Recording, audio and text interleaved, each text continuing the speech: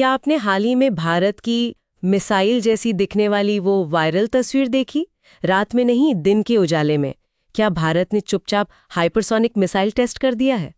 नमस्कार और स्वागत है आपका देसी विमाश में, जहां हम जटिल विषयों को सरल, तथ्य आधारित और संतुलित तरीके से प्रस्तुत करते हैं। आज हम बात करेंगे भारत की हाइपरसोनिक मिसाइल तकनीक, एक वायरल तस्वीर और उस रहस्य की जो अब तक शायद आधिकारिक तौर पर सामने नहीं आया है। इस चर्चा में हम जानेंगे, क्या सच में दिन में कोई हाइपरसोनिक परीक्षण हुआ, क्रूज बनाम बैलिस्टिक मिसाइल में क्या फर्क है, और हाँ, अमेरिका, रूस और चीन की तुलना में भारत कहाँ खड़ा है। साथ ही भारत के महत्वाकांक्षी प्रोजेक्ट्स प्रोजेक्ट विष्णु और ब्रह्मोस 2 पर भी नजर डालेंगे।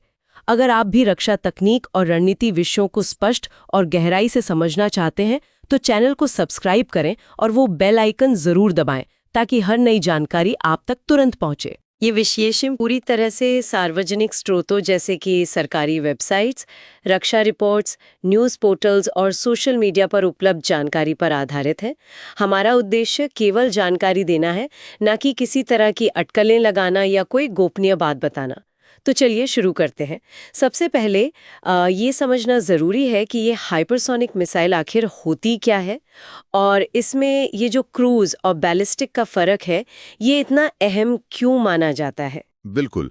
देखिए, हाइपरसोनिक इसका सीधा सा मतलब है आवाज की गति से कम 5 गुना तेज, यानी माक 5 या उससे भी ज्यादा।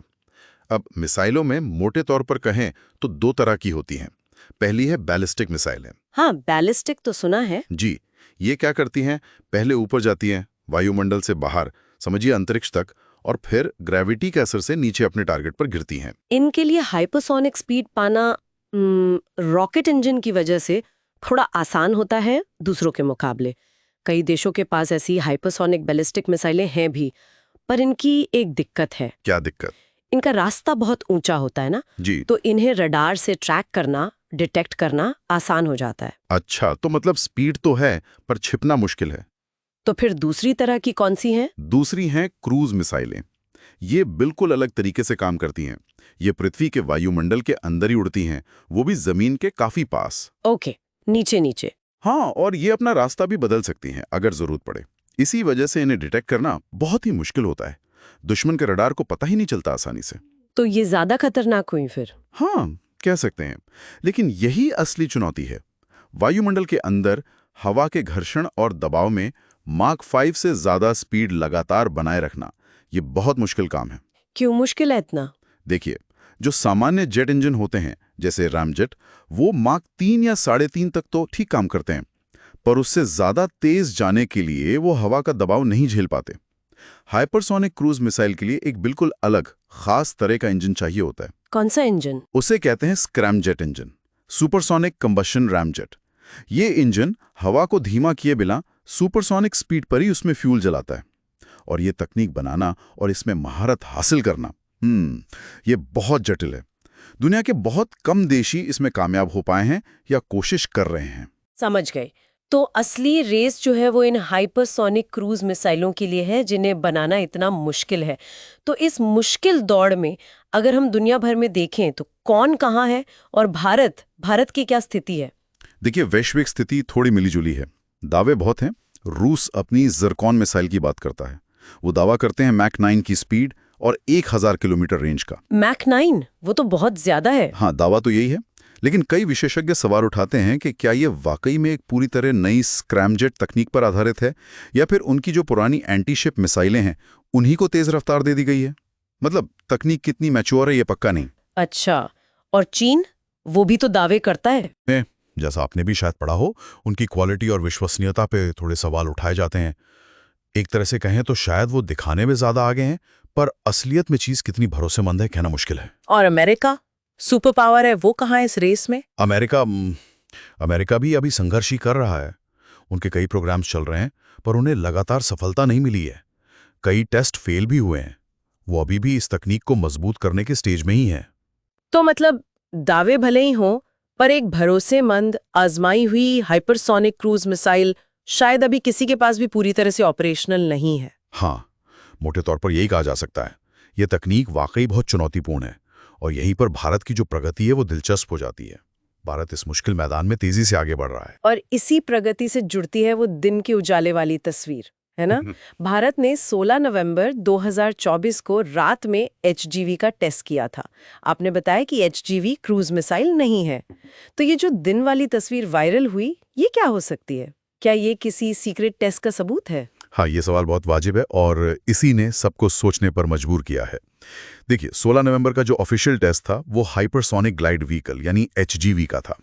HGV में क्या होता है, उसे एक रॉकेट से बहुत ऊंचाई और स्पीड तक ले जाते हैं और फिर वो व्हीकल रॉकेट से अलग होकर बिना अपने इंजन के ग्लाइड करता हुआ, मतलब फिसलते हुए अपने टारगेट तक जाता है। इसमें स्क्रैमजेट इंजन नहीं होता। ठीक है, ये HGV हुआ, पर तस्वीर तो दिन की है। सही कहा। अब ये दिन की तस्वीर के कई मतलब निकाले जा सकते हैं। एक संभावना तो ये है कि जो 16 नवंबर को रात में मुख्य परीक्षण हुआ, उससे पहले दिन में कोई तैयारी का टेस्ट, कोई प्री टेस्ट किया गया हो, ये सुनिश्चित करने के लिए कि रात का मेन इवेंट सफल रहे। ये मुमकिन है।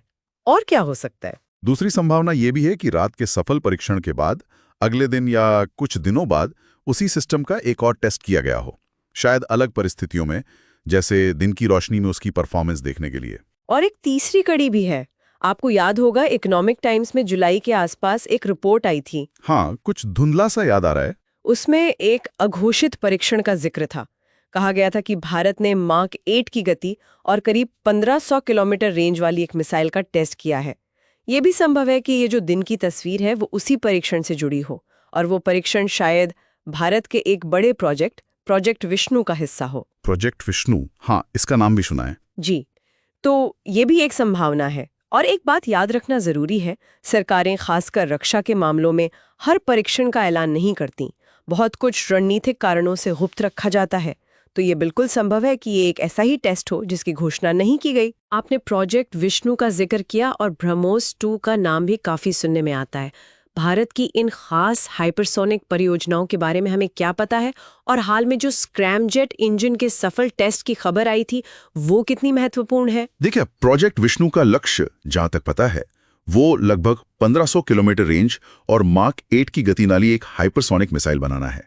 ये एक बहुत महत्वाकांक्षी प्रोजेक्ट है। ब्रह्मोस 2, जैसा कि नाम से जाहिर है, ब्रह्मोस एरोस्पेस का अगला कदम है। बिल्कुल। ये भी एक हाइपरसोनिक मिसाइल परियोजना है। और सिर्फ ये 2 ही नहीं, कहा जाता है कि भारत में इस वक्त करीब 6 अलग-अलग हाइपरसोनिक मिसाइल प्रोग्राम चल रहे हैं, अलग-अलग रेंज और क्षमताओं के साथ। 6 अलग-अलग प्रोग्राम्स, ये तो काफी ज्यादा है। जी हाँ, और इसी संदर्भ में जो आपने स्क्रैमजेट इंजन टेस्ट की बात की, वो इसी साल अप्रैल में रिपोर्ट हुआ था।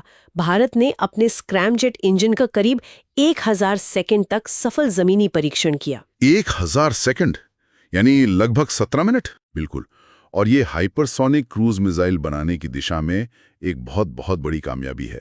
ये दिखाता है कि भारत ने सबसे मुश्किल बाधा, यानी इंजन तकनीक पर एक तरह से महारत हासिल कर ली है, क्योंकि इतनी देर तक स्क्रैमजेट इंजन को चलाना ही सबसे बड़ी चुनौती होती है। अच्छा, तो इंजन की चुनौती पार हो गई मान लीजिए। इसके बाद एक पूरी हाइपरसोनिक क्रूज मिसाइल बनने तक का सफर कैसा होता है? क्या स्टेप्स होते हैं? हाँ, इंजन बन जाना एक बहुत बड़ा मील का पत्थर है, पर सफर अभी बाकी है। इंजन के सफल ग्राउंड टेस्ट के बाद कई और चरण होते हैं। पहला कदम होता है इंजन को मिसाइल की बॉडी यानी एयरफ्रेम के साथ इंटीग्रेट करना, उसे जोड़ना। फिर आते हैं कैप्टिव फ्लाइट ट्रायल। इसमें क्या करते हैं, मिसाइल को किसी लड़ाकू विमान या दूसरे एयरक्राफ्ट पर लगाकर बहुत तेज रफ्तार से उड़ाते हैं, हाइपरसोनिक स्पीड पर, लेकिन मिसाइल का अपना इंजन चालू नहीं करते। अच्छा, बिना इंजन चलाए? क्यों? ये टेस्ट करने के लिए कि हाइपरसोनिक स्पीड पर मिसाइल का ढांचा, उसके अंदर के इलेक्ट्रॉनिक्स यानी एवियोनिक्स, वो सब ठीक से काम कर रहे हैं या नहीं। हवा का दबाव, तापमान, वाइब्रेशन, इन सबको झेल पा रहे हैं या नहीं। समझ गई। उसके बाद आता है असली इम्तिहान, फ्री फ्लाइट हाइपरसोनिक टेस्ट। इसमें मिसाइल को लॉन्च किया जाता है और वो अपने स्क्रैमजेट इंजन के दम पर खुद उड़ती है। ये सबसे अहम टेस्ट होता है। जब ये सारे टेस्ट सफल हो जाते हैं, तब मिसाइल को अलग अलग प्लेटफॉर्म से लॉन्च करने लायक बनाया जाता है, जैसे जमीन से, जहाज से, या शायद भविष्य में विमान से भी। उसकी सटीकता यानी एक्यूरेसी को परखा जाता है, और जब सेना पूरी तरह संतुष्ट हो जाती है, तब जाकर वो उसे अपने बेड़े में शामिल करने का ऑर्डर देती है। तो ये तो वाकई एक लंबा और जटिल प्रोसेस है। जी हाँ, इसमें सालों लगते हैं और बहुत ज्यादा संसाधन भी। तो अगर हम पूरी बात को समेटें, तो भले ही इस वायरल तस्वीर की पक्की कहानी अभी आधिकारिक तौर पर सामने ना आई हो, ये इस तरफ जरूर इशारा करती है कि भारत हाइपरसोनिक तकनीक के इस बेहद मुश्किल और रणनीतिक रूप से अहम मैदान में शायद उम्मीद से ज्यादा तेजी से और चुपचाप आगे बढ़ रहा है। बिल्कुल सही कहा आपने। और यहाँ सबसे दिलचस्प बात यह है कि जिस हाइपरसोनिक क्रूज तकनीक को हासिल करना दुनिया भर के बड़े बड़े देशों के लिए एक पहाड़ जैसी चुनौती बना हुआ है, भारत उसमें एक बहुत गंभीर दावेदार के तौर पर उभर रहा है। भले ही विकास के सारे कदम दुनिया के सामने न रखे जाएं, प्रगति निश्चित रूप से हो रही है। वो स्क्रैमजेट का 1000 सेकंड वाला टेस्ट इसका सबसे बड़ा सबूत है। इस सारी जानकारी के बाद हमारे श्रोताओं के लिए सोचने वाली बात ये रह जाती है, जिस तरह कुछ परीक्षणों को रणनीतिक गोपनीयता के तहत पर्दे के पीछे रखा जाता है, क्या ये मुमकिन है कि इन तकनीकों के आधिकारिक तौर पर सेना में शामिल होने की घोषणा से पहले ही भारत की ये छिपी हुई विकसित होती क्षमता, क्षेत्रीय शक्ति संतुलन और जो हमारे विरोधी हैं उनकी रणनीतिक सोच को अभी से प्रभावित करना शुरू कर चुकी हो, उनकी कैलकुलेशन बदल रही हो? इस पॉडकास्ट को अंत तक सुनने के लिए आपका दिल से धन्यवाद। हमें उम्मीद है कि आपको भारत की हाइपरसोनिक क्षमता और उस वायरल तस्वीर के पीछे की संभावित वास्तविकता से जुड़ी ये जानकारी उपयोगी और विचारोत्तेजक लगी होगी। अगर आपको ये चर्चा पसंद आई हो तो लाइक ज़रूर करें, इसे अपने दोस्तों के साथ शेयर करें और देसी विमर्श को सब्सक्राइब करना ना भूलें, ताकि हम और भी ऐसे विश्लेषण आप तक पहुंचा सकें। हमारे चैनल पर रक्षा, विदेश नीति और रणनीतिक विषयों पर और भी चर्चाएं उपलब्ध हैं, जैसे भारत की परमाणु त्रयी, ULRA प्रोजेक्ट और भारत चीन टेक्नोलॉजी रेस। उन्हें भी जरूर देखें। अंत में बस इतना ही जानकारी कभी शक्ति बनती है जब वो गहराई और विवेक से समझी जाए। फिर मिलते हैं एक नए और जरूरी मुद्दे के साथ। तब तक सोचते रहिए, जुड़े रहिए। जय हिंद।